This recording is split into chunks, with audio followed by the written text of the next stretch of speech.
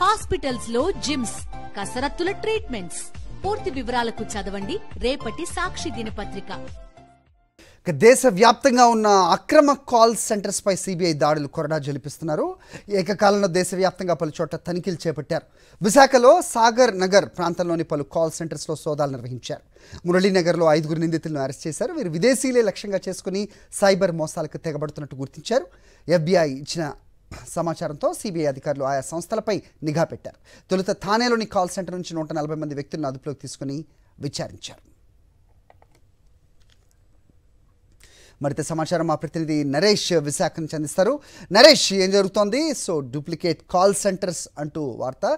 FBI ఇచ్చిన సమాచారం మేరకు సిబిఐ చేస్తున్న దాడులను ఎలా చూడాలి? ఎంతమందిని పట్టుకున్నారు?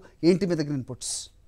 నరేష్. హరి, ప్రపంచవ్యాప్తంగా కూడా ప్రస్తుతం సైబర్ నేరాలు భారీ ఎత్తున పెరిగిపోతున్నాయి. ఇలాంటి తరుణంలోని పూర్తిగా కూడా ప్రస్తుతం భారత్లో దేశవ్యాప్తంగా కూడా సిబిఐ దాడులు చేస్తుంది. మొట్టమొదటిగా థానేలో అక్రమంగా అంటే నిరాధికారికంగా అక్కడ ఎటువంటి పర్మిషన్స్ లేకుండా ఏర్పాటు చేసిన కొన్ని కాల్ సెంటర్లపై దాడులు చేయగా ఆ దాడుల్లో 140 మందిని అదుపు తీసుకొని విచారించారు. అందులో భాగంగానే మరోవైపు FBI కూడా ఒక సమాచారం ఇచ్చింది. అయితే భారత్ కేంద్రంగా కొన్ని రాష్ట్రాలలో కొన్ని కాల్ సెంటర్లను ఏర్పాటు చేసి అక్కడి నుంచి కొంతమంది సైబర్ నేరాలకు పాల్పడుతున్నారు. అంటే విదేశీయులను మోసం చేయడమే వీరు టార్గెట్గా పెట్టుకున్నారు. అయితే ముఖ్యంగా లోన్ ఆఫర్లు ఇస్తామని, క్రెడిట్ కార్డులు ఇస్తామని విదేశీయులను ఇక్కడి నుంచి భారత్ నుంచి కొంతమంది కాల్ సెంటర్లు ఏర్పాటు చేసి మోసాలు చేస్తున్నట్లు గుర్తిస్తున్నారు. అయితే ఒక సినిమా తరహాలో ఈ గ్యాంగ్ ముఠా అంతా కూడా పనిచేస్తుంది.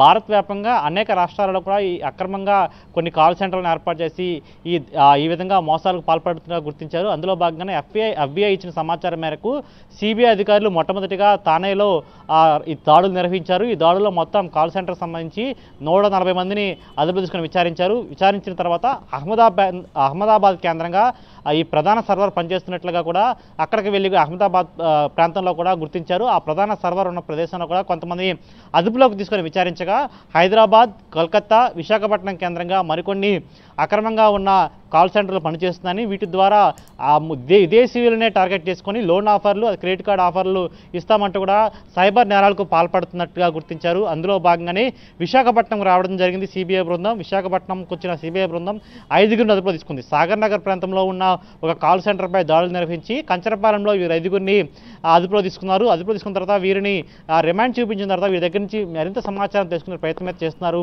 అయితే విశాఖపట్నంలో ఇంకా మరికొన్ని అక్రమంగా ఉన్న కాల్ సెంటర్ ఉన్నట్టుగా వారి సమాచారం వచ్చింది. దీనికి సంబంధించి కూడా ఇంకా ఇక్కడ లోకల్ పోలీసులతో సమన్వయంతో కూడా పూర్తిగా పనిచేసే అవకాశం అయితే కనిపిస్తుంది. అయితే కేవలం ఈ దాడులు విశాఖపట్నంలోనే కాదు, హైదరాబాద్, కోల్కతాలో కూడా జరగబోతున్నట్లుగా తెలుస్తుంది. అయితే హైదరాబాద్లో ఇప్పటికే చాలా వరకు కాల్ సెంటర్లు ఉన్నాయి. అయితే విశాఖపట్నం కేంద్రంగా ఉన్న కొన్ని ప్రైవేట్ సంబంధించిన సంస్థలకు సంబంధించిన కాల్ సెంటర్లు వాటిలో కూడా డేటాను వెరిఫై చేసే ప్రయత్నం చేస్తున్నారు.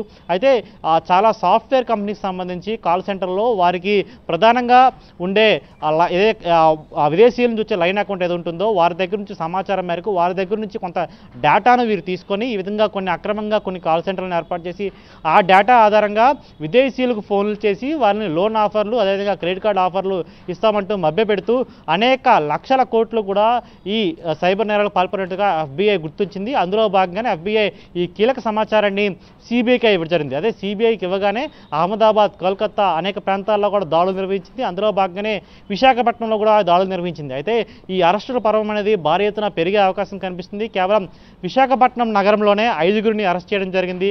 ఇంకా పూర్తిగా దేశవ్యాప్తంగా అరెస్టుల సంఖ్య కూడా పెరిగే అవకాశం అయితే కనిపిస్తుంది. హరి. ఆల్రైట్ నరేష్.